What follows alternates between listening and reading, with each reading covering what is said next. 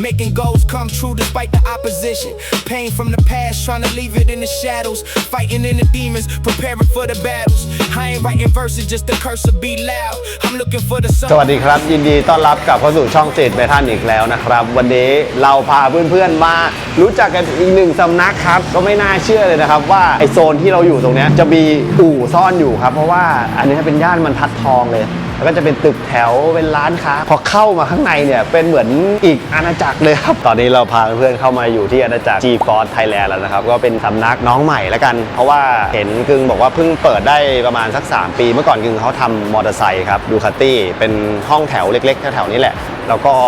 เลือกที่จะย้ายมาเปิดในโซนนี้คือถ้ามองอย่างด้านหน้าเราไม่รู้เลยนะครับว่ามีอู่เพราะว่าเขาก็ไม่ติดป้ายเลยครับแต่พอเข้าในอลังการจัดครับเดี๋ยวเราพาไปเพื่อนๆไปรู้จักดีกว่าคือหลักๆเนี่ยที่เราจะเข้ามาในวันนี้เพราะว่าเราเห็น Toyota Supra นะครับตัว A90 แต่เป็นชุดแต่ง Adro นะครับซึ่งเป็นแบรนด์ที่ตอนนี้กำลังมาแรงในอเมริกาด้วยจริงๆแล้วเป็นของเกาหลีครับแต่ว่าเขาตั้งบริษัทที่อเมริกาเดี๋ยววันนี้พาไปรู้จักกันคือถ้าใครย้อนกลับไปดูคลิปที่ผมพาไป Brother Garage จะมี GR86 ของพวกเพื่อนที่อ้ำอยู่คันหนึ่งก็จะเป็นพาร์ท Adro ตัวนี้นั่นเองครับ You know,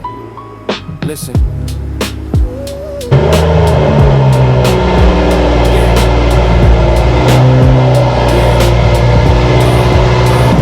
Been through what this pen do, writing out the visions, making goals come true despite สวัสดีครับไปเจอกึ่งแล้ววันนี้เรามาอยู่ที่ G-Force ขอบคุณครับ Thailand ยินดีที่ได้เจอตัวเป็นๆผมเป็นแต่คนที่จะเป็นคนที่ follow เพจ Street Metal อ๋อใช่ จริงๆผมจะเป็นคนที่กดไลค์อยู่แล้วผมดูคลิปพี่มาตลอดจริงๆนี่ผมพูดจริงนะผมไม่ได้โกหกใช่ผมเป็นแฟนคลับน้ำส้ม แต่ดูรถที่เขาทำดิแต่ละคัน รู้จักผมจากอะไรครับในมุมมองพี่แบงค์ อย่างพี่อ่ะพี่รู้จักเพราะไอตัว Adro เนี่ย จริงๆอ่านว่า Adro ก็ได้หรือ Adro ก็ได้หมดเลยครับเขาบอกอ่านได้ทั้งสองแบบแต่ส่วนใหญ่ผมก็จะเรียกว่า Adro ใช่ครับประมาณนี้ก็เคยเห็นพวกพาร์ทนี้จากที่อเมริกาแล้วแหละแต่ว่าพอดีเคยตามโครี่ซึ่งเมื่อก่อนเขาเคยอยู่พิเชษตอนนี้เขามาทำอันนี้เต็มตัวแล้วเนาะใช่ครับแล้วเห็นเขามาเช็คอินอยู่ที่นี่ก็เลยเจอกันและไม่งั้นเราก็ไม่มีโอกาสเจอกันใช่เราก็อย่างที่รู้นะเราก็จะอยู่กับ90ซะเยอะครับแล้วก็นานๆจะมีมาแบบเป็นช็อปที่ทำรถความรู้สึกส่วนตัวผมรู้สึกว่าบรรยากาศเนี้ยไม่ใช่สตรีทเมทัลเลยไม่จริงๆผมรู้สึกสตรีทเมทัลต้องแบบ90ต้องแบบเปิดฝามาเห็นหอยลูกใหญ่ๆอะไรเงี้ยอันนี้ดูเป็นสตรีทเมทัลอันนี้ดูแบบสำอางคลีนดูเป็นอีกสไตล์หนึ่งในความรู้สึกผมนะจริงๆเราก็ชอบหมดนะครับแล้วก็เหมือนเราเดินทางเยอะใช่ไหมเราก็จะรู้จักพวกบอดี้พาร์ทอะไรเงี้ยเยอะแล้วก็บ้านเรามีพาร์ทตัวนี้แล้วก็เลยอยากที่จะพาเพื่อนมารู้จักด้วยแต่ตอนแรกเลยที่งงมากคือทางเข้ากับข้างในอู่ทำไมมันถึงเป็นปัญหากันไม่เจอจริงๆคือที่เนี้ยให้เล่าหมดเลยนะพี่เนาะจริงๆคือที่เนี้ยเป็นที่มาแบบโดยบังเอิญมากๆพี่แบงค์คือมันเริ่มจากแต่ก่อนผมทำมอเตอร์ไซค์มาประมาณ10 ปีได้มั้งอยู่จากห้องแถวตอนแรกก็ไม่ได้ห้องแถวด้วยพี่เริ่มจากหน้าบ้านตัวเองเลยสมัยก่อนคุณพ่อทำล่มแล้วเราก็นั่งอยู่หน้าบ้านร้านล่มแล้วก็ด้วยความบ้าของพี่น้อง2 คนคือเรียนจบมาใหม่ๆนั่นก็เรียนจบมาเริ่มทำงานชอบมอไซค์เริ่มจากมอไซค์ที่บ้านไม่ได้สนับสนุนให้ซื้อแอบเก็บตังค์ไปซื้อมอไซค์ตั้งแต่ยุคสมัยอินวอยอะพี่สมัยเสียสรรพสามิตอะสมัยยุคนั้นอะแล้วเราก็เป็นรถไม่มีทะเบียนมีสรรพสามิตที่บ้านก็ด่าแบบบ้าหรือเปล่าซื้อรถอะไรมาอะไรเงี้ยแล้วก็โดนด่าเอาขายทิ้งกันไปจนดูคาตี้มาตั้งโรงงานในประเทศไทยใช่นี่ก็แอบเก็บตังค์กันพี่น้องไปดาวแล้วก็ซื้อโดยไม่บอกที่บ้านแล้วก็แอบซื้อมาแล้วเราก็ลองสั่งของมาทำรถเราเองของเราเหลือเราก็ไปโพสต์ตามเว็บบอร์ดสมัยก่อนเป็นเว็บบอร์ดแล้วเราก็ไปขายตามเว็บบอร์ดแล้วก็แบบเฮ้ยมันก็มีคนมาซื้อเรื่อยๆว่ะแล้วเราก็เลยลองสั่งติดต่อแบรนด์นู่นแบรนด์นี้อะไรเงี้ยจนขึ้นมาเป็นร้านมอเตอร์ไซค์จากหน้าบ้านนั่งติดต่อนั่งติดตั้งกันเองหน้าบ้านอ่ะพี่ทำเองตลอดแล้วเราก็เฮ้ยอยู่ตรงนี้ไม่ได้แล้วแม่บอกว่ามึงอยู่อย่างเงี้ยลูกค้ามาดูแม่งไม่โอเคแล้วว่ะฝนตกก็คือกางร่มลูกค้าเพิ่งซื้อรถมาใช่ป่ะพี่กับมอไซค์ก็จะอยู่บนรถกระบะแบบผูกกำลังกลับบ้านก็เอาร่มไปกางอยู่บนรถแล้วก็นั่งเปลี่ยนท้ายสั้นเปลี่ยนท่ออะไรเงี้ยคือผมเริ่มจากแบบนั้นเลยแล้วก็ย้ายมาสู่ห้องแถวห้องหนึ่งอันนี้อยู่ประมาณเกือบ10 ปีก็ซ่อมรถแต่งรถดูคาตี้จนสุดท้ายก็มากลายเป็นซ่อมรถแล้วพอตลาดบิ๊กไบค์นะพี่เนาะเราก็จะได้ยินข่าวที่มันแบบแย่ๆเยอะที่แบบอุบัติเหตุอุบัติเหตุตายเยอะแอคเซสประกันแพงทุกอย่างมันเริ่มดาวลงอ่ะมันเริ่มดาวลงใช่อันนั้นผมก็เริ่มรู้สึกว่าแบบเฮ้ยถ้ากูอยู่ต่อไปกูกินบุญเก่าแล้วกูไม่รอดแล้วว่ะใช่เราก็เลยชิฟตัวเองมาจากรถมอเตอร์ไซค์มากลายเป็นรถยนต์ใช่แล้วรถยนต์ตอนแรกก็ไม่อยู่ที่นี่กลับไปเป็นลูปเดิมพี่แบงค์ทำหลังบ้าน กลับไปอยู่บ้านเหมือนเดิมกลับไปอยู่บ้านแล้วผมก็นั่งอยู่หลังบ้านพี่นั่งอยู่หลังบ้านลูกค้ามาจอดนั่งเต็มซอยเลยแล้วก็ผมก็นั่งกางร่มทำอยู่หลังบ้าน แล้วเดี๋ยวก่อน แล้วก็เก็บหอมรอมริบแล้วก็ แล้ว มาล จาก องทำที่นี่ดู จากดูคาตี้อ่ะทำรถยนต์เนี่ยเป็นรถอะไร เทสลา แล้วทำไมถึงเรียกเทสลา แอมแวบแรกเป็นเทสลาเพราะพี่หมูอ่ะพี่ชายผมนะพี่หมูเขาชอบเทคโนโลยีเขาชอบเทสลามาตั้งแต่เขารู้สึกว่าแบบเฮ้ยแม่งเป็นเหมือนพี่ซื้อมือถือเหมือนเปลี่ยน Apple เหมือนอะไรเงี้ยเรารู้สึกว่ามันเป็นแกดเจ็ตที่แบบเฮ้ยแม่งดูล้ำดีว่ะอะไรเงี้ยพอมันเข้ามาเมืองไทยเขาก็รีบจองแล้วก็เอามาลองทำแล้วก็ตอนแรกก็ไม่ได้คิดว่าจะเปิดร้านนะพี่ไม่ได้คิดเลยซื้อมาแล้วเราก็แบบเฮ้ยลองทำเล่นดูดีกว่าว่ะแล้วก็เราก็ลองโพสต์ลง Facebook อะไรเงี้ยแล้วก็มีคนติดต่อเข้ามาแล้วเราก็แบบลองทำไปเรื่อยๆแล้วก็ลองทำดูว่าลูกค้ามาดูน่าจะโอเคแหละแล้วก็เลยวิ่งหาที่เช่าจนสุดท้ายมาเจอโกดังอ๋อนี่มันเป็นโกดัง เป็นโกดังสมัยก่อนที่ตรงนี้คือข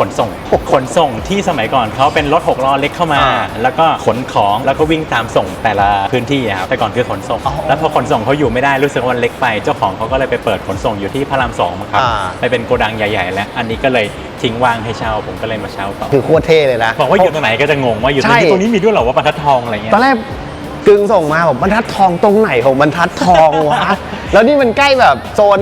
ร้านเดินไปก็เจโอแล้วเลยอ่ะแบบเฮ้ยผ่านตั้งกี่รอบแล้วมันมีอู่ด้วยเหรอวะแล้วทำไมข้างหน้าไม่ติดป้ายอ่ะจริงๆอ่ะตั้งใจว่าอยากให้มันดูแบบลึกลับนิดนึงอยากให้มันคือจริงๆผมไม่ได้มีเจตนาจะปิดนะพี่ประตูผมก็อยากเปิดแต่ผมเคยเปิดแล้วกลายเป็นที่ท่องเที่ยวอ่ะเพราะผมนั่งทำงานอยู่ข้างในพี่เปิดทิ้งปุ๊บเนี่ยฝรั่งเดินถ่ายรูปโอ้โหใครเดินว่อนเลยแมวหมาเดินเข้ามากันแบบเละเทะผมก็เลยไม่ได้ก็เลยไม่ปิดประตูเข้าใจแล้วก็เลยเป็นประมาณนี้เพราะว่าแถวนี้ต่างชาติทั้งนั้นอ่ะใช่ผมนั่งทำงานผมก็จะไม่ได้อยู่ข้างหน้าถึงไม่ผิดผมก็จะไปอยู่กับลิฟต์รถอยู่ข้างหลังเพราะฉะนั้นก็เดินกันแบบถ่ายรูปเดินเที่ยวเลยอ่ะเป็นที่เที่ยวเลยอ่ะตายแล้วก็เลยต้องแบบปิดประตูใช่ก็เลยปิดชัตเตอร์ลงมาอันหนึ่งคือทางข้างหน้าเป็นฟิลแบบนึกภาพตึกแถวเก่าๆที่มีแบบขายของกันเยอะๆลุงตุงนางเป็นอะไรเงี้ยเป็นร้านเหล็กเป็นอะไรแต่เข้ามาข้างในดูเลี้ยวเข้ามาก็มีอยู่1เวิร์กเป็นอาณาจักรมันเล็กมากครับจริงๆมันไม่ได้ใหญ่เลยครับภาพดูวายมันใหญ่จริงๆมันไม่ใหญ่ครับคือตอนนี้ก็เริ่มมีปัญหาแล้วกับรถที่พอเวลามากันเยอะมันขยับลำบากใช่ถ้าเวลาที่แบบพี่ๆลูกค้าที่ไว้ใจแล้วอยากให้ทำแล้วทิ้งรถไว้นานๆเงี้ยก็จะเริ่มมีปัญหาแล้วเพราะว่าเราไม่สามารถเลื่อนได้อะไรเงี้ยเพราะว่าส่วนใหญ่รถทุกคัน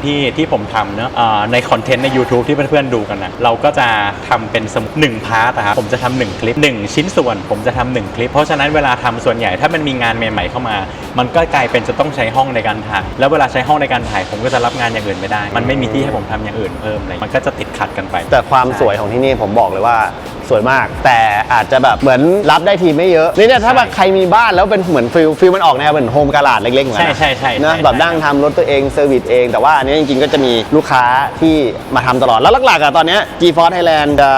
ทำอะไรเป็นส่วนใหญ่ครับหลักๆส่วนใหญ่เลยครับถ้าเอาเป็นเรื่องพาร์ทหรือเรื่องพาร์ทถ้าเป็นบอดี้พาร์ทอะผมขายแค่ Ado พาร์ทเดียวผมคือตัวแทน Ado ประเทศไทยก็คือ Ado ทั้งหมดเนี่ยก็จะเป็นที่ผมหมดเลยใช่แล้วที่เหลือก็จะเป็นเรื่องช่วงล่างเรื่องเบรกเรื่องอย่างอื่นก็แล้วแต่ครับก็จะเป็นแต่ส่วนโชคผมก็ทำยี่ห้อเดียวพี่แบงก์ก็จะไม่เคยเห็นร้านไหนทำแบบนี้ถูกป่ะส่วนใหญ่ร้านก็จะแบบกูขายหมดมีอะไรกูก็ขายหมดซึ่งผมเข้าใจนะมันก็ผมก็รู้สึกบางท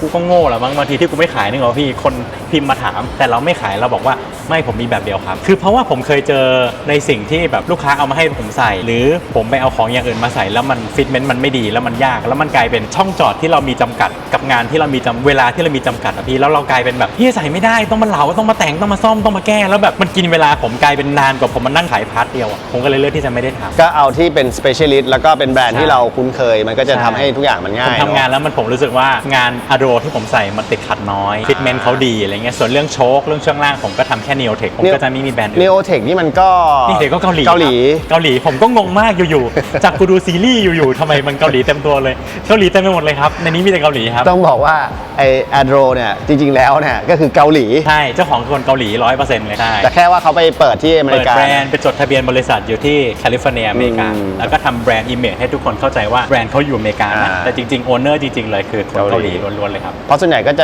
ถ้าเห็นพวกรถของพาร์ทเนี้ยก็จะเป็นที่อเมริกาซะส่วนใหญ่นะอย่างซูเปอร์นี่อยู่อเมริกากับญี่ปุ่นNeotech นี่ถ้าผมจำไม่ผิดเกาหลีเพราะว่าเคยเห็นในพวกรถดิฟเกาหลีหรืออะไรประมาณนี้ใช่ก็เท่ากับว่าหลักๆที่เนี่ยจะเป็นติดตั้งพาร์ทแล้วก็เดสอัพมากกว่ามีทำเครื่องไหมเครื่องผมก็จะมีแค่แบบ AirTech เปลี่ยนอินเตอร์เปลี่ยนออยล์ประมาณนั้นพวกอินเตอร์ออยล์พวกแบบของภายนอกผมจะไม่ได้รื้อเครื่องภายในไม่มีที่ไม่มีเวลาคือแค่นี้ไม่ได้ครับแค่นี้ก็ผมไม่รู้จะยกเราไว้ตรงไหนพี่นึกออกป่ะถ้าเรายกเอาเครื่องลงคันนึง ออว่ะ เชี่ยกูไม่ต้องทำอย่างอื่นแล้วนะกูตันเลยอ่ะผมทำไม่ได้ครับก็เลยแบบไม่เอาดีกว่า เลยยังเป็นเดซับซะส่วนใหญ่ ใช่ ติดตั้ง ใช่ เบรก ใช่ นู่นนี่นั่น ใช่ แต่โดยรวมโหเท่มากเลยอะแล้วก็รถที่อยู่ในเนี้ยมันก็เหมือนแบบเหมาะสมพอดีหลักๆลูกค้าก็เลยเป็นอะไรซูเปอร์อย่างเงี้ยครับหลักของลูกค้าที่ ส่วนทำไมพี่อยู่ของก็เนอร์ส่วนอะไรวะ ส่วนใหญ่หลังๆจะเป็น GR รถตระกูล GR 86 GR Yaris GR Supra BM มาปรับปลายบ้างนิดหน่อยมาตามพาร์ทอะโดใช่ถ้า BM หลุดมาคือจะเป็นพาร์ทอะโดบ้างค้ำโครง CPM บ้างกองอากาศบ้างอะไรเงี้ยครับท่อมานิดๆหน่อยๆแต่ส่วนใหญ่ก็ถ้าหลักๆ พวกนี้เลยก็จะเป็นอะโดกับ GR พวกนี้ครับเยอะมาก แล้วเทสลาไปไหนแล้วพูดไปพูดมาเทสลาหาย เทสลามันจะเหลือแค่ อ่า เทสลาที่ผมรู้จักอะโดพอเทสลาโมเดล Y ที่เราเคยเห็นกันคือตอนแรกอ่ะผมซื้อโมเดล Y มาแล้วก็รู้สึกว่าไม่มีพาร์ทอะไรสวยเลยว่ะ อ่า เหตุหาอะไรก็ไม่ชอบจนเราเซิร์ชในอินเทอร์เน็ตแล้วเจออะโดเราก็เลยติดต่อเขาไป ก็เลย นี่คือทำให้ได้รู้จักกัน อันนี้คือจุดเริ่มต้น จุดเริ่มต้นจากเทสลาก่อนแล้วมัน แล้วก็ ก็ค่อยๆลามมาเป็นรถอย่างอื่น อ่า ใช่ครับ โอเคเดี๋ยวให้กึ่งพาทัวร์เล็กๆเนาะ ได้ครับ Came from the past, trying to leave it in the shadows. Fighting in the demons, preparing for the battles. I ain't writing verses, just the curse will be loud. I'm looking for the sun behind the. อันนี้ก็เป็น GR Yaris นะครับ เป็น GR Yaris Gen 2 จริงๆ อันนี้รอเปลี่ยนพาร์ทอยู่ เดี๋ยวจะเปลี่ยนเป็นอะโดรอบคันนะครับของผมเองค ข รับ องเราเอง ใช่ครับ ใช่ครับ จากดูคาตี้นะครับ จาก Ducati ครับ GR Yaris ก็เป็นอะไรที่ไม่เคยคิดไม่เคยฝันพี่แบงค์เคยขับ เคยอยู่ ผมชอบมากเลย มันเป็นรถที่สนุกมาก เดี๋ยวก่อนนะ จากมอเตอร์ไซค์แล้วก็มาคันนี้เลยเหรอ จากมอไซค์อ่ะไม่ครับ จากมอไซค์เก็บตังค์ใช่ไหมครับ ซื้อ Z4 มาคันหนึ่งเปิดประทุนตัวเก่า อ่า อยากมีรถเปิดประทุน ซื้อ Z4 เปิดประทุนมา ขับอยู่แป๊บเดียวแล้วก็ขายไปแล้วก็มาซื้อซีรีส์ อ่า 4แล้วซื้อซีรีส์4แล้วก็แต่งเป็น M แต่งเป็น M แบบบางคนก็จะบอกว่าก็เรื่องปกติปะวะแต่ง M แต่ผมซื้อ 420i ที่เป็นตัวเปิดประทุน F33 แล้วก็เลาะโป่ง เลาะแบบเบิกโป่ง M แท้อะพี่ไปจี้ออกอะแล้วก็เลาะทิ้งอะแล้วก็เอาโป่งใหม่มาเย็บติดอะกลายเป็นโป่งข้างนอกคือมองไม่ออกว่าไม่ใช่ M4 แต่เครื่องก็ไม่ใช่ และสุดท้ายก็ปัญญาอ่อนเก็บตังค์ได้ก็ไปซื้อ M4 จริง อ๋อ อ้าวแล้วไม่ซื้อตั้งแต่แรกอะ ทำเหี้ยอะไรวะคนไม่เข้าใจแล้วก็ขาย F32 ทิ้ง F33 ทิ้งแล้วก็ขับ M4 แล้วก็ขาย M4 มาซื้อคันนี้ครับ อ๋อมาซื้อซูเปอร์ ใช่ครับอันนี้คืออย่าใช้คำว่าขายเลยพี่นะมันคือพี่ที่เขาทำเต็นท์อะเขาเทิร์นไป แล้วก็เลยเป็นเหมือนเป็นกลายเป็นจุดเริ่มต้นที่มาเริ่มทำที่นี่ด้วยไปเล ใช่ ย ใช่ครับ เริ่มจากรถตัวเองก่อน ใช่ใช่ แล้วคันนี้เป็นพาร์ทอะไรนะ พวกพาร์ทพวกนี้เป็น Axis ของญี่ปุ่นหมดเลย แต่ฝาอันนี้เป็นของอิตาลีเป็นคนอิตาลีเอาจริงๆมันก็คือคนอิตาลีที่ทำงานคาร์บอนแต่ว่าก็ก๊อปทรง GIMN ขึ้นมา อันเนี้ยอนาคตก็จะเป็น พาร์ทอะโดรอบคัน แล้วของอาโดในตัว GR Yaris มันมีกี่รุ่นอะ ตอนนี้คือออกเจน 1 ออกแล้วเจน 2 เพื่อนๆก็จะเห็นลูกกันแล้วก็ออกมาแล้วครับแต่จริงๆมันจะมีอีกคือในอนาคตแต่น่าจะผมคิดว่าอาจจะมีข้ามปีอะครับที่มันจะเปลี่ยนกันชน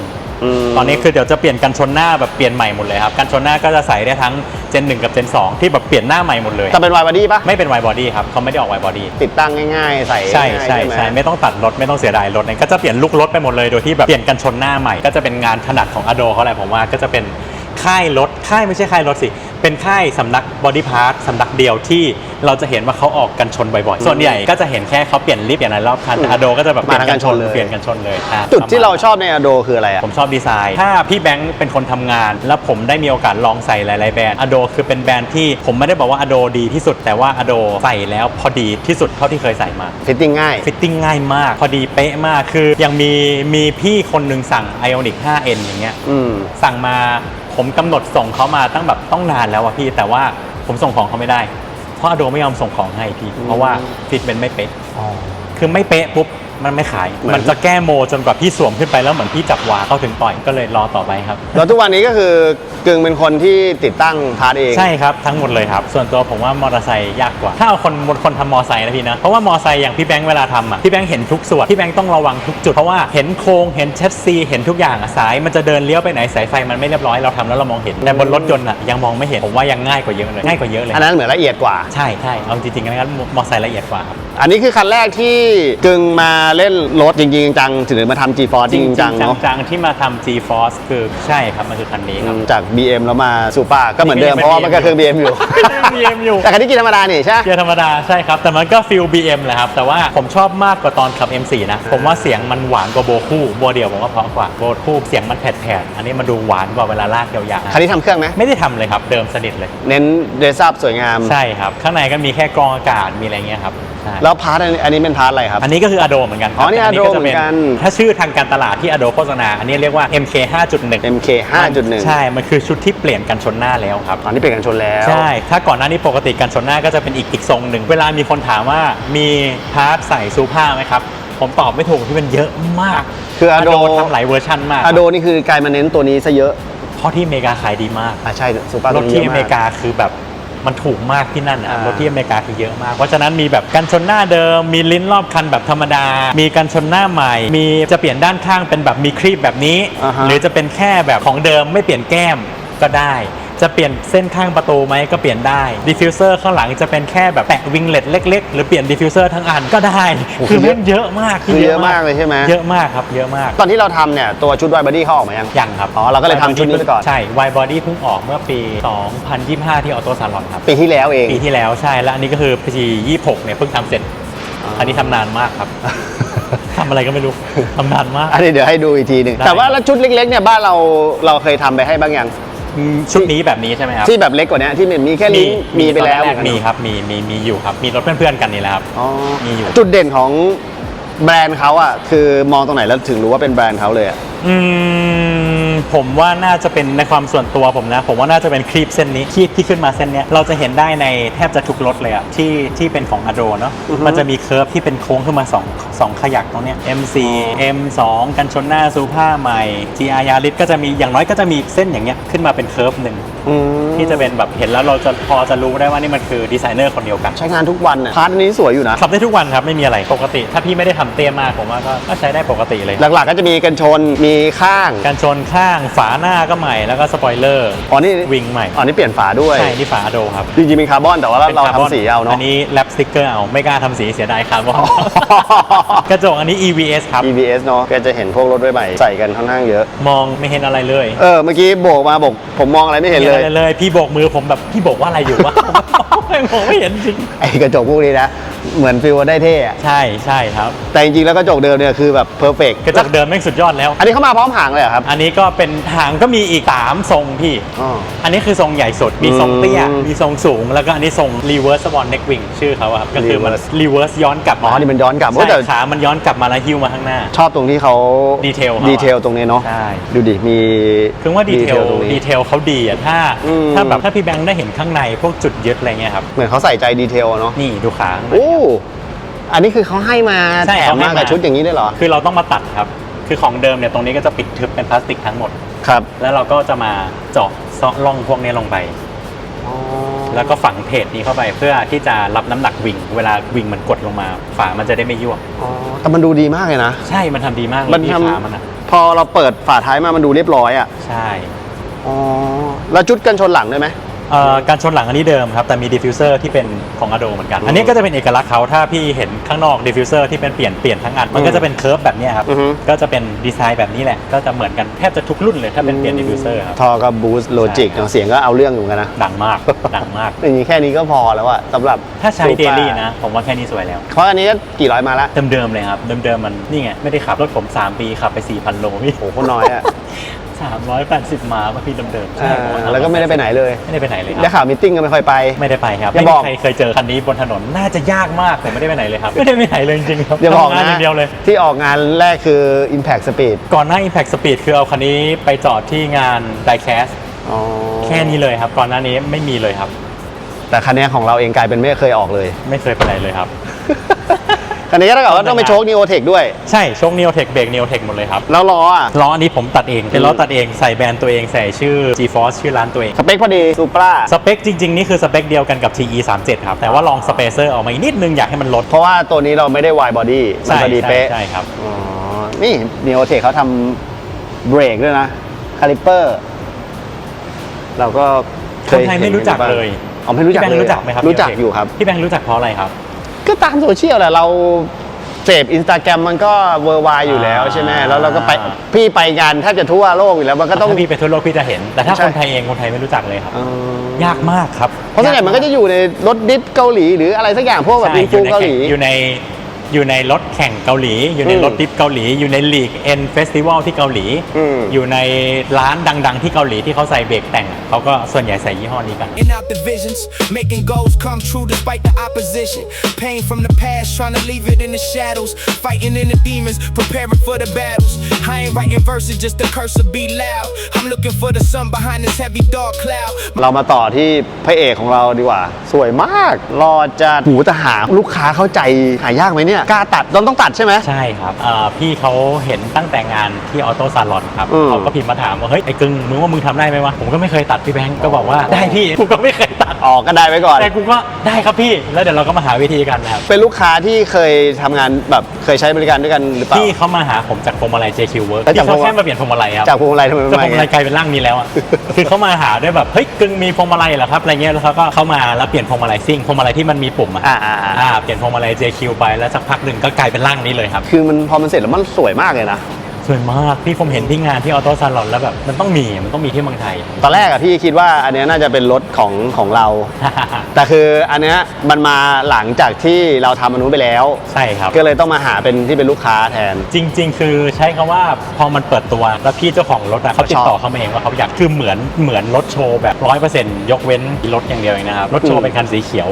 แม้กระทั่งล้อพี่เขาก็ตัดแบบเดียวกันกับที่รถโชว์ที่ออโต้ซาลอนนี่คือล้อลายเดียวกันเป๊ะทุกอย่างเหมือนกันเป๊ะเลยครับ โอ้แต่ล้อสวยเนาะ ล้อ5 ชิ้น ที่ผมงงมาก5 ชิ้น อีลุงตุงนังไปหมดเลย อีลุงตุงนังแต่มาดูเป็นอีลุงตุงนังที่ดูดีอ่ะ ออกก็มันมีไอชิ้นพวกนี้ด้วยใช่ไหม มีขอบมีลิฟต์มีหน้ามีหลังมีอะไรเงี้ยทั้งหมด5 ชิ้น แล้วมันแยกได้หมดไหมอย่างพวกข้างหน้าเนี่ย ผมไม่เคยแยกอะ ไม่ มันประกอบมาอย่างเงี้ยผมก็ไม่กล้าลื้ออะ ก็สวยอะ ราคาล้อมันบ้ามากพี่แบงค์ ล้อถ้าผมจำไม่ผิดน่าจะอยู่ประมาณ 650,000 ฮะเดี๋ยวใช่เหรอ 650,000 เทือนจัน MV Force คือผมนับถือใจพี่เจ้าของรถมากผมแบบเยี่ยมผมซื้อไม่ได้ โอ้มันแบรนด์ของประเทศอะไร ของอเมริกา ตอนนี้ของอเมริกา อเมริกา ก็คือสั่งจากฝั่งนู้นเลย ใช่ครับ ก็เป็นทาง Ado เขาก็กำหนดสเปคมาทั้งหมดครับเรื่อง offset ถ้าผมจำไม่ผิดน่าจะลบเท่าไหร่หลังลบ 50 อ่ะหน้า 40 กว่า offset อะ แต่นี่ขอบ19 ใช่ครับ เป็นแนวไม่ได้ดึงยางก็ยังเป็นยาง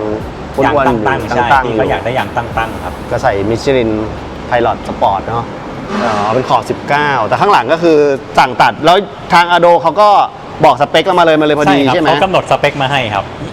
นี่ข้างหลังยังลึกแต่ทำไมข้างหลังถึงไม่มีเป็น ไม่มีครับเป็นแค่ครึ่งหน้าข้างหน้าอย่างที่มีแบบมี aero disc อยู่แค่ข้างหน้าครับ อ๋อเป็นดีไซน์ของเขาเหรอ ใช่เขาตั้งใจให้ใส่แค่ข้างหน้า เพราะว่าจริงๆล้อพวกนี้คือน้ำหนักมันสู้ล้อแบบฟอสชิ้นเดียวอะไรเงี้ยผมว่าสู้ไม่ได้ล้อมันหนักมากครับ แต่คันนี้เป็นถุงลมปะหรือ ไม่ใช่ถุงลมครับแต่ติดโชคเพียวๆเลยครับ เดียวอ๋อแต่เขาก็เลย เขาไม่ได้เซ็ตเตี้ยมากครับ เอาแค่พอขับได้ ใช่ ก็แอบน่ากลัวเหมือนกันนะเนี่ยทำไปเล่นอะไร น่ากลัวครับเอาไว้ขับหล่อ ยังไม่มีแอร์คัพไม่มีอะไรเลย ๆไม่ได้ใส่อะไรเลยครับ โอ้โหแต่ก็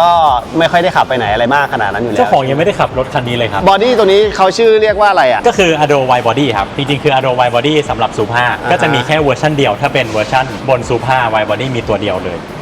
ก็คือมีแค่ จะเป็นหน้าตานี้ มีแค่ชุดนี้อ๋อแต่ ใช่ แต่ถ้าพูดถึงอ่ะไอ้ด้านข้างเขาก็จะมีลายเส้นที่คล้ายๆกันอยู่ คล้ายๆ กับตัวเล็ก แต่อันนั้นค่ะ คือมันไม่อ้วนเท่านี้ ช่องนี้มันไม่ใหญ่ขนาดนี้ครับ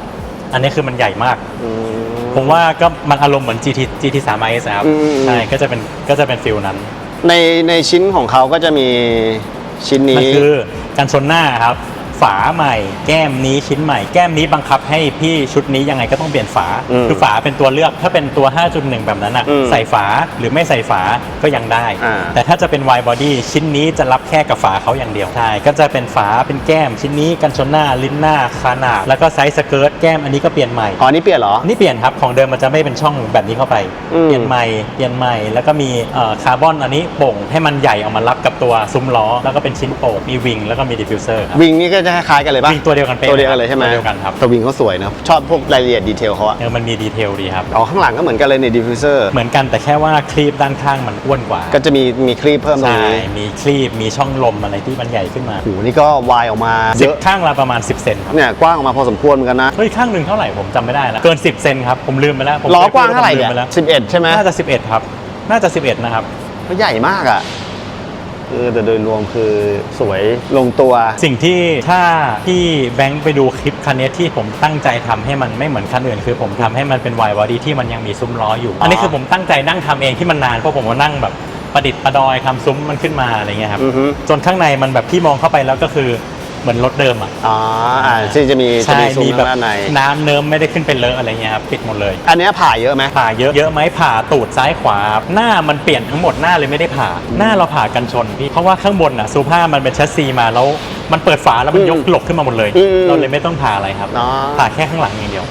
ข้างหน้าก็แทบไม่ถ้าจะกลับเดิมก็ไม่ต้องทำอะไรมาก ใช่แต่ข้างหลังก็ขับเติมไม่ได้เลย ดูเคิร์ฟเขาตรงนี้ดิอันนี้มันก็ต้องเป็นชิ้นที่เขาต้องมาต่อนะ อย่ามีใครมาชนตูดนะพี่พี่แบงค์ ชิ้นนี้แม่งคือติดกันกับชิ้นนี้ ชิ้นนี้แม่งยาวมาติดกันกับชิ้นนี้ ใครชนตูดทีนึงลื้อซ่อมทีนึงแบบโอ้โห คือมัน ลื้อหมดเลย คือมันลั่นหมดอะ ลื้อหมดเลยพี่ลื้อหมดเลยครับ ยาว เพราะนี่มัน มันสวย มันติดกันหมดเลยใช่ไหม ติดกันหมดเลย แต่ ครับ จริงมันแยกชิ้นแหละแต่ มัน คือ แยกชิ้นพี่แต่เวลาประกอบพี่ต้องไล่ประกอบให้มันเข้าไปกันหมดเลยน็อตมันฟิก เพราะนี่มันก็จะเป็นชิ้นที่กับประตู อันนี้ก็จะติดอยู่กับประตูรถมีอยู่แล้วเราแค่ลื้อออกครับแล้วเปลี่ยนชิ้นนี้เข้าไปใหม่มันเป็นชิ้นแต่ง อ๋อ ถอดออกแล้วใส่เข้าไปใหม่เฉย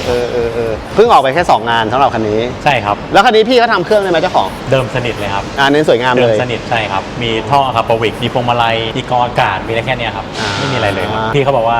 ทำเก็บไว้ให้ลูกชาย จริงๆอยากเป็นลูกชายพี่เขาจังเลย อุ้ยเราก็มีรถอยู่แล้วโถ่ โอ้โห เอ้ย เราเป็นเด็กเราไม่เคยมีวาสนาได้อย่างนี้เลยนะพี่ ผ่ากับพี่เขาเนี่ยมันฝาแฝดอีกคันหนึ่ง ไม่ไหวทำใจไม่ได้ อ๋อ ถึงแม้เป็นคนไทยเองก็ยังทำใจไม่ได้ พอเป็นรถตัวเองเลยทำใจผ่าไม่ได้ ทำใจไม่ได้ แต่ว่าจริงๆก็ถ้าเพื่อนๆติดตามคลิปผมนะผมไม่ได้โฆษณานะแต่ก็ไปดูได้นะผมว่าผมก็เก็บงานดีที่สุดเท่าที่ผมจะทำได้แล้วอะพวกแบบตามตะเข็บตามขอบอะไรเงี้ยคือข้างในก็แบบเปิดออกมาแล้วแบบเนียนเหมันของเดิมเลย แต่อันนี้คือลื้อเอามาให้ดูไม่ได้เลยแล้วก็มีเรื่องฝาถังอะไรเงี้ยที่สวยที่คันนี้ทำนะครับแต่ฝาถังกลายเป็นขับไปเติมน้ำมันพี่ต้องรีบลงมาจากรถเพราะถ้าเด็กปั๊มมาเปิดปุ๊บชนพี่ต้องเปิดประตูก่อนพี่ถึงเปิดได้ อ๋อ เพราะเขาทำแบบมันเต็มช่องแบบมันเหมือน OEM เลยอ่ะใช่ครับ เดี๋ยวก่อนแล้วถ้าเกิดลืมอ่ะ ห้ามลืม ลืมไม่เป็นรอยแน่ๆครับเขาไม่อยากให้ตรงนี้มันเป็นหลุมฝาลงไปครับเขาอยากให้มันเต็มขึ้นมาหมดเลยอะเพราะฉะนั้นมันก็เลยเป็นหน้าตาที่แบบเราต้องเปิดประตูก่อนเพื่อให้มันหลบได้ โอ้โหถ้าลืมนี่เรียบร้อยเลยนะ ใช่ มันจะไปงัดกับประตูทันที ใช่ครับ อเมริกาเขาไม่นั่นไงเขาเติมเอง เติม ไง เองอเมริกาเติมเอง ยังไงเราก็ต้องลงจากรถ ใช่ เฮ้ยแต่ก็ไม่ดิเพราะเขาอยู่ฝั่งซ้ายอะถังอยู่ฝั่งนี้ป่ะ ใช่แต่ก็ต้องเดินมาเปิดเองอยู่ดี ก็ต้องเปิดประตู กลาย ก่ เป็ อน นต้องเปิดประตูก่อนแล้วค่อยเปิดถัง ลืมนี่เรียบร้อยเลยนะแอดโรเองเนี่ยครับมีของบอดี้อะไรบ้างอ่ะ มีของบอดี้อะไรบ้างครับ มีซูผ้าจะมามีเยอะมากนะครับ BM ก็จะเป็นตั้งแต่ 240 340 440 M2 M3 M4 มีหมดเลย ถ้า M2 M3 M4 ก็จะมีเปลี่ยนกันชนหน้า กันชนหน้า M3 M4 ก็จะมี 2 เวอร์ชันเวอร์1กับเวอร์2เยอะมากพี่เยอะมาก แล้วถ้า ก็จะเป็นพว wide body ก อะ GR86 ถ้า wide body มีแค่ GR86 GR Supra แล้วก็ M4 ครับ มีเทสลาด้วยแต่ก็ไม่มีใครทำมีเทสลาด้วยโมเดล 3 ตัวเก่ามี wide body อ๋อที่เหลือมันก็จะเป็นกระจุกกระจิก ใช่ที่เหลือก็จะเป็นแบบบอดี้พาร์ทรอบคันคาร์บอนอะไรเงี้ยครับ Pen do writing out the visions, making goals come true despite the opposition. Pain from the past, trying to leave it in the shadows. Fighting in the demons, preparing for the battles. อ๋อนี่ก็เหมือนกัน นี่ก็คือ Ado ครับ อาโดเหมือนกัน ใช่ อันนี้คือเป็นชุดเรียกว่า V2 นะครับเป็นเวอร์ชัน2ก็คือเปลี่ยนกันชนหน้าใหม่ อ๋อนี่เปลี่ยนกันชนหน้าแล้ว เปลี่ยนกันชนหน้า อ๋อ ถ้าพี่ปกติกันชนหน้ามันไม่ใช่แบบนี้ จริง ๆ ในชุดเขาจะมีที่ปิดไฟหน้าให้ตามันดูตีๆนิดนึง แต่ผมว่าปิดตาตีๆแล้วมันดูแบบมันดูง่วงนอนนิดนึงก็เลยไม่ได้ใส่เล็กสุดๆของเขาของ Ado ก็จะเป็นแค่ลิ้นรอบคันมันจะเป็นสเต็ปแบบลิ้นรอบคันแล้วก็เปลี่ยนกันชนหน้าแล้วค่อยแบบไวบอดี้อะไรเงี้ยครับ อ๋อแต่กันชนเขาก็จะที่ดูนะมันก็จะมีไอ้พวกคีบไอ้อย่างเงี้ย ใช่อันนี้ก็จะเป็นอีกเอกลักษณ์หนึ่งหลังๆก็จะเริ่มมีช่องนี้แหละเริ่มมีเคิร์ฟนี้ให้เห็นหลายๆคัน เพื่อที่ให้มันแตกต่างกันใน 86 ก็ไม่ค่อยเห็นแต่บ้านเราก็น่าจะมีแค่ไม่กี่คันปะ ไม่กี่คันครับ น่าจะมี 4-5 คันครับ ที่เป็นชุดนี้ ที่เป็นชุดนี้น่ามี4-5 แต่ชุดใหญ่อะชุดวายบอดี้ใหญ่ ไม่มีเลยครับ ยังไม่มี ไม่มีเลยครับอันนี้ไม่ใช่โดนะอันนี้ Axis ครับ อ๋อ ก็ทำให้รถเหมือนดู wide body เพราะว่ามันทำให้ซุ้มมันสอบเข้าไปแล้วเห็นยาง อ๋อแต่หลักๆก็ แต่ไซส์สเกิร์ตดิฟฟิวเซอร์อะไรเงี้ยอันนี้คือ Ado หมดเลย อาโดหมดก็จะฟีลคล้ายๆของซูเปอร์เราเนาะ คล้ายๆกันแต่วิงเป็นคนละตัวกันครับวิงอันนี้ก็จะเป็นตัวแรกที่เห็นเป็นด้านเป็นเนื้อแบบคาร์บอนด้านมา แต่ชอบพวกดีเทลขา ที่ต้องเห็น ขาะ ใช่ขาเขาสวยครับ แล้วมันแข็งแรงแบบแข็งแรงมากพี่ เขาแล้วไอ้พวกน็อตอะไรนี่เขา ไท ให้ เท มาหมด เนียมครับเขาให้มาหมด เป็นไทเทหมดเลย จากที่ดูเนี่ยพวกดีเทลน็อตดีเทลขาวัสดุเขาดูทำออกมา อันนี้เป็น สวยดีนะ วิงตัวล่าสุดของ Ado ครับถ้าตัวก่อนหน้านี้ก็จะเป็น Swan Neck Wing ที่แบบเป็นขาขึ้นมาแล้วก็โค้งมาแขวนนะครับอันนั้นจะเป็นอีกตัวหนึ่งแต่ผมว่า 86 ผมว่านี้ดูเข้ากว่า แล้วอย่างน็อตพวกนี้เขาแถมมันอยู่ในชุดหมดเลยปะ ใช่ครับผมพร้อมหมดเลยครับ เขาก็จะมีน็อตอะโดอะไรให้หมดแต่ข้างหลังส่วนใหญ่เขาจะเน้นเป็นแค่ดิฟฟิวเซอร์ประมาณนี้นะไม่ได้ ประมาณนี้ อะไรมาก ใช่ครับ มีเปลี่ยนกันชนหลังไหม ไม่มี ก็ไม่ค่อยมี ยังไม่มีเลยครับยังไม่มีทำกันชนหลังเลย คือเน้นกันชนหน้า ใช่ หลังก็ใส่เป็นดิฟฟิวเซอร์อะไรพวกนี้ ใช่ เอา ครับ เขามีทำเป็นตูดเป็ดบ้างไหม มีครับ ก็ แต่ มี ตูดเป็ดจะมีบนซูเปอร์มีตูดเป็ด86ไม่มีใช่ครับ ก็จะมาเป็นแบบ ใช่ วิงแบบนี้ จะมาเป็นวิงเลย ซูเปอร์90เนี่ยก็เป็นอีกบอดี้ที่ผมชอบ เพราะว่าใช้งานได้ทุกวันแรงด้วย ใช่ผมว่ามันพอแล้วนะพี่เดิมๆไม่ต้องจูน ใช่ ผมว่ามันก็ไม่หมดแล้วนะ 300-400 ม้าพอ ใช้ยังไงก็ไม่หมดแล้วนะครับมันแบบไม่มีที่ให้ขับที่อยู่กรุงเทพอ่ะไม่มีครับ อันนี้ก็เบรก Neotech เหมือนกัน เน o เทคเหมือนกันใช่ก็จะเป็นหน้า6พอร์ตหลัง4พอร์ตอันนี้คือเบรกตัวท็อปของเขาแล้วครับ อ่า ใช่ Evo R ก็คือลูกสูบจะเป็นไทเทเนียมเทพสุดของเขาแหละ นี่ตอนที่เรามานี่เราต้องมาทำใหม่หมดเลยปะ หมดเลยครับ เดี๋ยวผมส่งภาพตอนเป็นโกดังเก่าๆให้พี่แบงค์ พอนึกออก ครับ ถ้าเราดูจากตึกข้างนอกอะ ผุคือมันเป็นสีดำแล้วผุหมดแล้วอ่ะนี่คือหลังสังกะสีก็เป็นสนิมอะไรเงี้ยครับนี่ก็คือใหม่หมดเลย สวยนะ ตอนแรกอยากจะลาดยางมาต่อยทำแบบคูลๆดำๆอย่างเงี้ยรถเทยางมาต่อยเข้าไม่ได้ นี่รถ จบ มาเจตตี้เมื่อกี้คือแน่น เข้าไม่ได้รถเข้าไม่ได้ก็เลยขาวก็ได้วะก็เลยกลับโทนเป็นโทนขาว แต่ดีแล้วอะพี่ว่ามันดูเท่ดีอะ ลำบากพี่เช็ดพื้นลำบากมากครับ อันนี้พอแล้วครับปล่อย ใช่ ปล่อยแล้ว พอแล้วนี่คือปล่อยแล้วครับได้เท่านี้แหละ แต่นี่มีสวิตช์ขึ้นไปได้ปะเปลี่ยนน้ำมันเครื่องอะไรอย่างงี้มีปะ เปลี่ยนเฉพาะลูกค้าที่แบบรู้จักกันอย่างเงี้ยเฮ้ยกึ่งมึงฝากให้กูเปลี่ยนน้ำมันเครื่องให้กูหน่อยดิอย่างเงี้ยผมก็เปลี่ยนให้ อ๋อ ใช่แต่ผมจะไม่ได้เคยประกาศว่าแบบผมรับเปลี่ยนน้ำมันเครื่องอะไรเงี้ยไม่มีครับ แล้วห้องนี้ทำอะไรอะห้องนี้เท่ ห้อง เชีย นี้คือหลักๆคือห้องทำงานครับจริงๆเนี่ยก็จะมีตรงนี้ห้องทำงานตรงนี้ลิฟต์2ตัวข้างนอกนี้ก็จะเป็นแบบงานจุกจิกงานที่แบบผมมีทำเซอร์เวย์บาร์ตัวเองด้วยบนโมเดล Y อย่างเงี้ยบางทีต้องเซอร์วิสหรือแบบเปลี่ยนโชคเร็วๆข้างนอกว่าระหว่างห้องนี้ไม่ว่างอย่างเงี้ยก็มีอีก2ตัวให้ใช้ได้ แต่หลักๆเลยทำแค่ในห้องนี้เพราะว่าติดแอร์ เข้ามาห้องแอร์ห้องนี้โคตรเท่เลยคือชอบตรงที่ว่าอู่ไม่ได้ใหญ่แต่ว่าฟังก์ชันแล้วก็แต่ละจุดแต่มันดูดีไปหมดเลยมันดูเหมือนเมืองนอก มีพี่คนดีไซน์ครับผมไม่ใช่คนดีไซเนอร์แน่นอนผมคิดไม่ได้ผมสารภาพเลย มีพี่ที่คนออกแบบให้นะครับเขาออกแบบให้ แต่เราแค่บอกโจทย์เขา ผมไม่ได้บอกเลยเพราะผมไม่เคยทำรถมาก่อนพี่แบงค์ผมไม่รู้เลยว่าผมต้องการอะไรผมรู้แค่ว่ากูทำรถกูต้องมีลิฟต์ แค่นั้นนะ กูอยากมีห้องหนึ่งที่กูมีลิฟต์ไปทำรถ แค่นั้นนะ มีแค่นี้เลยครับแล้วเขาก็คิดให้ แต่เท่มากเลยโคตรชอบเลยอะมันจะเหมาะกับแบบคนที่เป็นโฮมการาดฟิลแบบไม่ได้ใหญ่มากเหมือนทำรถให้เพื่อนกันเองอะไรอย่างงี้ใช่ไหมแต่พอของเราพอเริ่มทำจริงจังอ่ะตอนนี้เริ่มกลายเป็นว่าไม่พอ นิดหนึ่ง นิดนึง ใช่ครับในบางเวลา ในบางเวลา แต่ ใน อบ าง ย่าง จังห เว วะ ลาอย่างเงี้ยก็พอเพราะว่าว่างมากเลยยังคุยกับพี่ได้ โคตรว่างเลย ก็คือเป็นห้องทำงานหลักเลยติดตั้ง ใช่ พา ครั ร์ บ ทติดตั้งอะไรเนาะ ใช่ ส่วนใหญ่เนี่ยคือจะทำกับพี่ชาย2คนหรือว่า พี่ชายคือเป็นคนที่คุยกับลูกค้าตอบไลน์ตอบแชททำคอนเทนต์ตัดต่อวิดีโอถ่ายวิดีโอคือเขาทั้งหมด แต่เวลาติดตั้งทั้งหมดคือผม งานช่างคือเรา ใช่งานติดตั้งงานใส่โชคใส่เบรกใส่ทุกอย่างคือผมหมดเลย มีเดียมาร์เก็ตติ้งไป ใช่อันนั้นเมเนเจอร์ฮะ Manager อันนี้ลูกน้อง ลูกน้อง อันนี้ลูกน้องครับ อันนี้คือเปลี่ยนล้อเปลี่ยนเบรกไปนะครับอันนี้คือพี่เต้อันนี้ก็คิดเยอะมากครับ อันนี้คือทำทุกอย่างเท่าที่จะใส่ได้แล้วแหละผมว่า แต่แค่เขาไม่ได้ทำแบบยังไม่ได้ทำเครื่องแรงครับ อ่ะฮะ จูนธรรมดาอะไรเงี้ยครับ แต่เราก็เหมือนเดสอัพให้เขาอะไรประมาณนี้ ใช่ ใช่ไหมใส่ของแต่งใส่อะไร ก็เนี่ยใส่เบาะใส่อะไรพวกเนี้ยซึ่งเวลาใส่เบาะผมก็ก่อนหน้านี้ถ้าพี่แบงค์เห็นที่อื่นก็น่าจะมีคนทำบ้าง แต่ผมไม่ค่อยไปไหนจริงๆพี่แบงค์ผมก็เลยไม่รู้ว่าคนอื่นเขาใส่กันยังไงกึ่งอ่ะแค่ทำงานด้วยความรู้สึกที่ถ้ากึ่งทำรถตัวเองแล้วกึ่งอยากทำแบบเนี้ย แล้วกึ่งทำงานแบบนั้นกึ่งใส่เบาะอย่างเงี้ยครับกึ่งก็จะเอาผ้ามาปูแชสซีก่อน อือฮึ แล้วค่อยวาง เพราะเราไม่อยากให้รางเบาะมันถูกแชสซีถลอกอะไรอย่างเงี้ยก็จะเป็นที่ทุกคันที่ออกไปกับกึ่งก็จะเป็นแบบมีผ้าปูมีอะไรเก็บให้มันเรียบร้อยสายไฟข้างล่างเราก็พยายามรวบให้มันเหลือแค่เส้นเดียวแล้วเสียบปลั๊กอะไรเงี้ยครับ คิดซะว่ารถลูกค้าเป็นเหมือนรถเรา ใช่ ก็จะทำให้ความเนี้ยบละเอียดกว่าอะไรอย่างเงี้ยเนาะโอ้โหนี่คาร์บอนเปลี่ยนแทบจะทุกจุดแล้วมั้งนี่ ใส่ทุกอย่างครับพวกนี้ก็เป็นผมติดตั้งหมดอันนี้ก็คือ Ado เหมือนกัน อ๋อนี่มีหางอะ นี่ โด คือ Ado เหมือนกันใช่ แต่อย่างซีวิกก็จะมีเห็นบ้างที่ใส่ของ มีแค่ Ado FL5 FL5 ใช่จะไม่มีบน FE ไม่มีเสียดายเขาไม่ทำครับเขาไม่ทำเลย อะโดมีชิ้นไหนบ้างอ่ะ ก็คือรอบคันนะครับสเกิร์ตข้างลิ้นหน้าดิฟฟิวเซอร์สปอยเลอร์ก็จะมีประมาณนี้ หลักๆพูดง่ายเลยอะโดเขาทำแต่บอดี้ใหม่ บอดี้ใหม่ๆ ใช่บอดี้เก่าสุดที่ผมเห็นเขาทำอะครับ E92 ยังไม่เรียกเก่า ก็ยังไม่ได้เก่าแบบ ใช่ ขนาดนั้นอ่ะ มีแค่ E92 ครับ แต่ก็อย่างว่าแหละตอนนี้เขาเป็นแบรนด์ใหม่เขาก็ทำตลาดพวก ใช่ รถปีใหม่ๆมากกว่าเนาะแต่อย่างนี้มีลิ้นไหมของอาโด ลิ้น ไม่ ไม่ มี อยู่ครับ มีลิ้นแต่ตอนนี้ลิ้นไม่อยู่ อ๋อ มีลิ้นแต่ลิ้นไม่อยู่ ใช่ไหมเพราะว่าเหมือนเหมือน ลิ้นมัน ขาด เตี้ยมากลิ้นไม่อยู่ครับ คือผมเอาไปลองเทสผมก็เลยถอดออกผมกลัวมันขูด อ๋อ แต่เดี๋ยวถ้ามาหาพี่แบงค์ไปหาที่อื่นก็จะเจอกองยี่ห้ออื่น มาหาผมก็จะเจอกองอีกยี่ห้อหนึ่ง นี่กลายเป็น ผมก็ชอบหาของแปลกๆมาขายอ่ะ หลักๆก็เป็นเด็กเกาหลีซะเป็นหลักแล้วก็จะ อันนี้เด็กนี่เด็กอังกฤษ นี่เด็กอังกฤษ นี่เด็กอังกฤษ อ๋ออั อันนี้อินฟินิ อัน ตี้ ไหน นี่เด็กอังกฤษ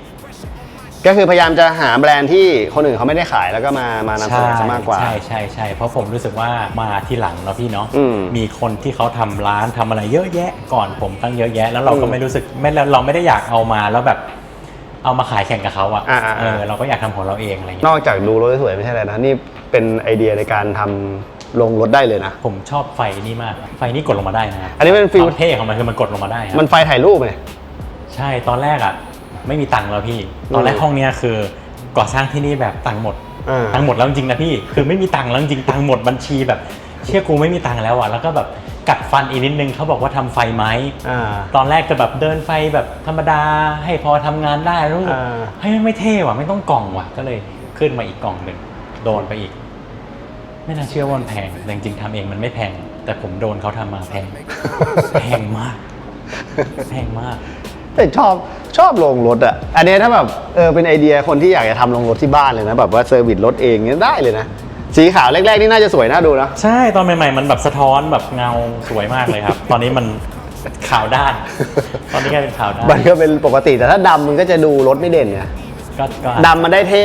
แต่รถมันไม่เด้งขึ้นมาเวลาเราถ่ายรูปเวลาเราอะไรอย่างงี้ป่ะที่ข้างหลังเป็น ข้างหลังคือที่เซอร์วิสโชคครับก็จะเป็นเครื่องมือเซอร์วิสโชครีวาลโชคทั้งหมดไปดูได้ครับก็จะเป็นเครื่องมืออยู่ข้างหลังหมดเลย แต่ที่นี่ก็ไม่มีห้องประกอบเครื่องแล้วไม่มีพื้นที่แล้ว ไม่มีครับ แล้วก็วนเราทำขึ้นไปทำอะไรอะ เก็บของครับ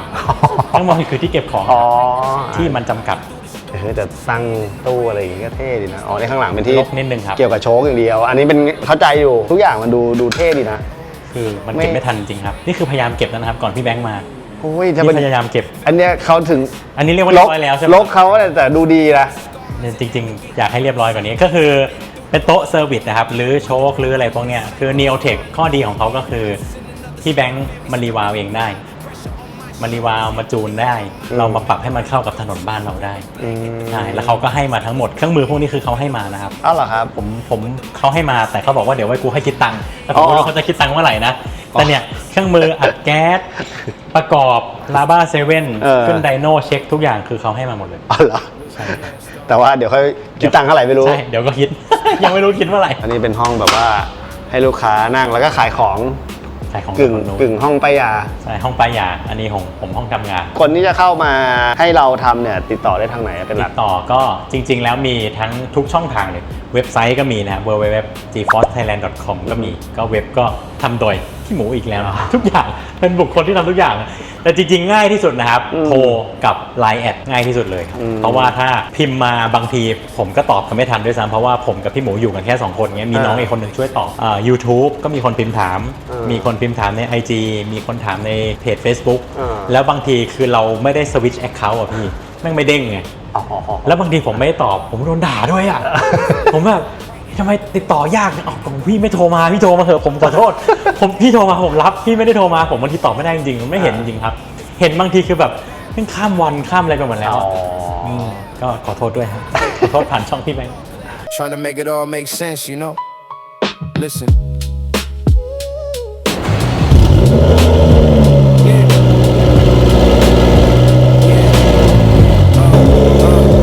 Been with this pen, writing out the visions, making goals come true despite the opposition. Pain from the past, trying to leave it in the shadows, fighting in the demons, preparing for the battles. I ain't writing verses, just the curse will be loud. I'm looking for the sun behind this heavy dark cloud. My grandfather's pain came out like a phantom. Now I'm working through it, turning struggle to an anthem. This is the revelation of the truth inside. Nowhere to run, nowhere left to hide. Generational pain, we gotta break the chain. Walking through the storm just to stand in the rain. Yeah. มาลองนั่งซูป้าหน่อย มาข้างในนี่ไม่รู้เลยนะว่าเป็นพาร์ทไวบอดี้อ่ะ ใช่ข้างในพี่เขาเดิมมากมีแค่พวงมาลัย มันดูนุ่มสบายมากเลยอันนี้แค่โชคอย่างเดียวเนาะ โชคอย่างเดียวไม่มีอย่างอื่นเลยครับ โชคท่อพาร์ทพวงมาลัยออกอากาศเลย เงียบมาก สนิท สนิทเหมันรถเดิม แต่อนาคตคิดว่าคันนี้จะเป็นแอร์ซัสไหม เขาสั่งไนตรอนที่แอร์ลิฟต์ข้างหน้าครับ แสดงว่าพี่เขาไม่ชอบฟีลลิ่ง น่าจะไม่ชอบฟีลลิ่งถุงลม นี่ก็เลยมาลองดูตอนแรกไม่คิดนะว่าจะแบบเตี้ยใช้แบบสตัดสดๆเลยอะเสียวลิ้นมากเลยอะต้องเลิกทางไปหน่อยมั่งใช่ไหม ใช่ครับไปไหนไม่ได้เอาจริงๆนี่คือพี่เจ้าของรถยังไม่เคยขับรถคันนี้ ไม่เคยเลยครับมีแค่เขามาว่างๆเขาก็จะแวะมาที่ร้านแล้วก็มาดูเล่นอะไรเงี้ยรถเป็นไงบ้าง แล้วที่ไป Impact คือเราก็ขับไป ใช่ค ขั รั บบ ไปขับกลับ ใช่ครับไป Impact ตอนสไลด์ไปครับ เอาสไลด์ไป แสดงว่าก็ขับวนๆอยู่แถวๆเนี้ย อยู่ ถ่ายรูป เอง ถ่ายอะไรแค่นั้นเอง ใช่ครับก็มีโอกาสตอนกลับจาก Impact เราก็จะได้รู้ว่าแบบเฮ้ยโชคมันแข็งพอไหมหรือว่ามันมีตรงไหนที่เวลาจังหวะบัมป์แล้วมันยังติดพาร์ทอยู่ไหมอะไรเงี้ยก็กลับมาเหลาเพิ่มนิดๆหน่อย ใช่ ตอนแรกๆแสดงว่ามีบ้าง ๆมีบ้างครับมีบ้างใช่ อ๋อหลักๆก็คือเราต้องมาเซตเพื่อที่ให้มันจะไม่บัมป์กระแทกกับไอ้นี่ใช่ไหมเพราะฟิตเมนต์เราพอดีเป๊ะเลยนี่ เป๊ะเลยใช่ครับแต่สุดท้ายน่าจะต้องยกสูงกว่านี้นิดนึงถ้าเอาใช้ชีวิตเดลี่นะ ผมว่าอันนี้ทรมานไปหน่อย เฮ้ยแต่ถ้าสูงกว่านี้มันก็จะเริ่ม ก็จะเริ่มไม่สวยแล้ว แต่นี้เรามาลองแค่แบบวนดูหาที่จิบกาแฟดูที่ว่าแอดโดใช้บนถนนเป็นยังไง คนน่าจะมองเยอะอยู่นะ คิดว่านะพี่ เสียอย่างเดียวคันเนี้ย สีมันดูรถบ้าน แต่พี่ว่ามันดูคลีนดีนะ มันดูคลีนใช่แต่คือแบบส่วนใหญ่วายบอดี้เราจะเห็นสีค่อนข้างแบบ อ๋อ สีสดๆหน่อย หรือไม่ก็สีแบบสีเทาสีที่มันดูดุๆอะไรเงี้ยครับ อันนี้รู้สึก อั ว่าน มัน นี้ขาวมันก็จะเหมือนรถบ้านรถเดิมๆอะไรเงี้ย หรือพี่ชอบแบบนี้วะเนี่ย แก่แล้วไง ผมก็ชอบพี่ พอเข้าใจแหละ คือถ้ามันสีสันเยอะๆมันก็จะดูเด่นสะดุดตาเนอะ ใช่ เวลาไปอยู่ในงานอีเวนต์จะถามสักหน่อยว่าตอนไปออกงานแล้วเป็นยังไงบ้างก็บอกไม่อยู่อีก ไม่ได้อยู่เลยครับพี่ ผมจะอยู่แต่ร้านทำงานอย่างเดียวเลยครับ คนรู้จักหรือเปล่าว่าคือพาร์ทอะไรอ่ะ นั่นน่ะสิครับ ผมไม่รู้จริงๆนะครับเพื่อนๆคุยกันในคอมเมนต์ในช่องพี่แบงค์ได้นะผมไม่รู้จริงๆนะว่าคนส่วนใหญ่ perception ของคนส่วนใหญ่รู้จักอโดในแบบไหนหรือว่ารู้จักอโดไหมอะไรเงี้ยผมก็ตอบไม่ได้เลย ประเด็นคือคนไทยรู้จักหรือเปล่า พี่แบงค์ว่าน้อยไหมครับ พี่ว่าน้อย แล้วพาร์ทแบรนด์แบบไหนที่พี่แบงค์คิดว่าคนไทยรู้จักเยอะครับ มันก็ต้องที่เนี่ยแหละที่เราเห็นกันอยู่ในทุกวันนี้ อ่า แล้วก็ค่อนข้างที่จะยูนิคเหมือนกันนะ 4-5 ปีเองครับ อืม น่าจะ 4-5 ปีอายุเขาน่า ด้วยความที่ไม่ใช่แบรนด์ญี่ปุ่นด้วย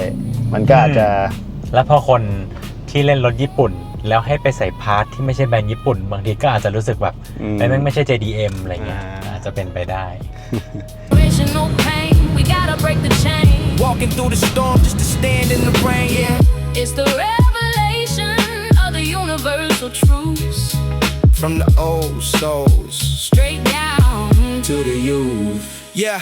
found my therapist. Put her straight to the work. Trying to heal the scars and navigate the hurt. Same things I've been. ท้ายแล้วเรามาวนรถเล่นแล้วก็ แล้วก็ไม่รู้จะไปไหน ไม่รู้จะไปไหน รถเร่งติดมากเลยอะ สุดท้ายเราก็มาวนถ่ายๆอยู่แถวๆเนี้ยก็ได้ฟิลดี แล้วก็ดูเขามีแบบว่าแต่งชุดคอสเพลย์มาถ่ายรูปเล่นอันเนี้ยเพิ่งรู้เหมือนกันนะเนี่ย เพลินๆครับ เราก็เลยไม่ได้ถ่ายรูปรถสักเท่าไหร่ ดูอย่างอื่นแทน ไม่เป็นไรได้ฟิลก็เห็นที่อู่เรามีสโลแกนด้วยใช่ไหม ใช่ ที่มา ครับ ของสโลแกนคือ ที่มาของสโลแกนคือทำรถไม่ใช่ทำที่ไหนก็ได้ อืม เกิดจากที่ผมทำงานเอง ผมว่าจริงๆมันไม่มีที่ดีหรือไม่ดีนะพี่เนาะผมว่าแค่อย่างผมคุยกับเมืองนอกอย่างเกาหลีอย่างอะไรเงี้ยเขาจะบอกว่าการที่เขาจะเปิด1อู่อะการที่เขาจะต้องช่างเขาจะมาทำงาน1ประเภทได้อะ อืม เขาต้องสอบใบประกอบยากมาก อืม คือคนไทยเราไม่มี อ๋อ เพราะฉะนั้นการที่เรามาทำได้หนึ่งอย่างโอเค เราอาจจะเป็นช่างมาเราอาจจะอดีตเคยเป็นอะไรมา ผมเองก็ไม่ได้มีใบประกอบอะไรพี่ เราก็แค่ชอบเรารักในสิ่งที่เราทำพอเราทำเองอะเวลาที่เราใส่ใจกับรายละเอียดกับทุกดีเทลมันก็อาจจะมีมากกว่าที่ใครก็ไม่รู้เป็นลูกน้องแล้วมาทำรถ มันก็คือเป็นอารมณ์นั้นกับเรื่องความรับผิดชอบมันไม่ได้เป็นเรื่องแค่งานติดตั้งเป็นเรื่องความรับผิดชอบ ผมเจอเยอะมากที่แบบลูกค้ามาบ่นว่าแบบเนี่ยไปทำที่นู่นนี่นั่นมาแล้วก็พอเวลามีปัญหาเขาก็ไม่รับผิดชอบเลย อะไรอย่างเงี้ยแต่กับผมคือพวกพาร์ทจุกจิกของเทสลาอะไรพวกเนี้ยผมรับผิดชอบแบบเกิน2 ปีผมยังเปลี่ยนฟรีอยู่เลยพี่แบงค์ผมก็รู้สึกว่าแบบเฮ้ยมันเขาเลือกที่จะไว้ใจเรา แล้วเราแบบบางอย่างคือโอเคแหละมันก็มีดีเฟกต์เราก็แบบเราก็รับผิดชอบเราก็เปลี่ยนไปมันไม่ได้ทำให้เราแบบ เจ๊งมันไม่ทำให้ขาดทุนนะพี่แต่แบบเรารู้สึกว่าเราอยากซื่อสัตย์กับลูกค้าในทุกๆเรื่องเวลาเราเคลมของก็ง่าย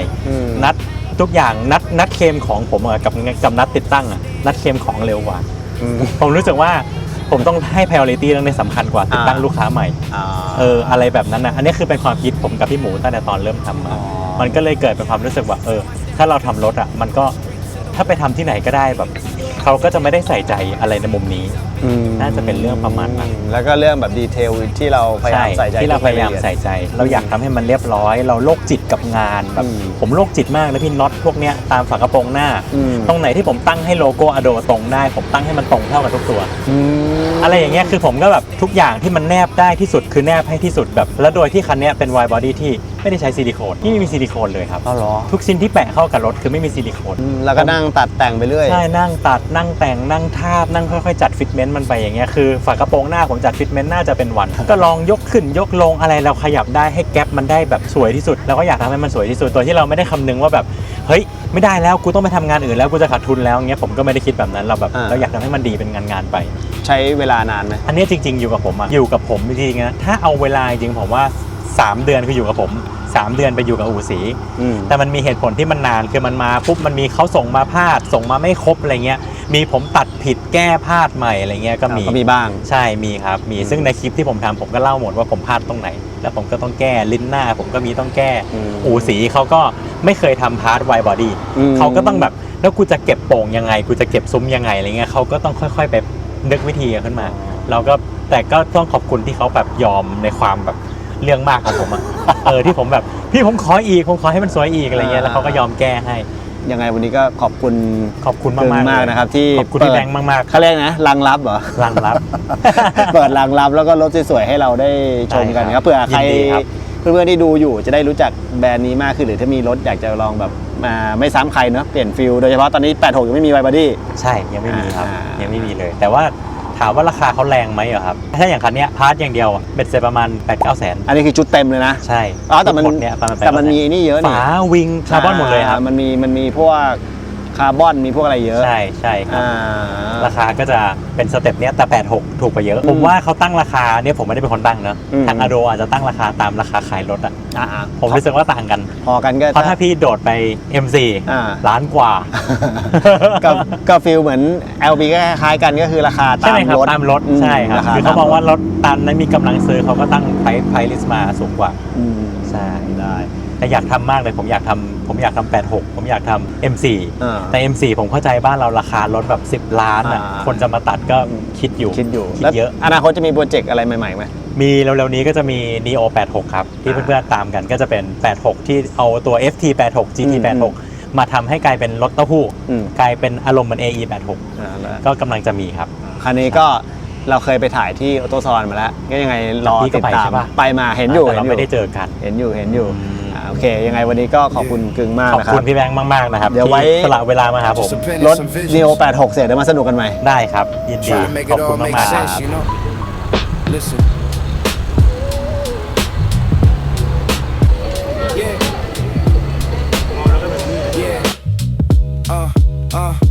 Been new with this pen, dude, writing out the visions, making goals come true despite the opposition. Pain from the past, trying to leave it in the shadows, fighting in the demons, preparing for the battles. I ain't writing verses, just the curse will be loud. I'm looking for the sun behind this heavy dark cloud. My grandfather's pain, it came out like a phantom. Now I'm working through it, turning struggle to an anthem. This is the revelation of the truth.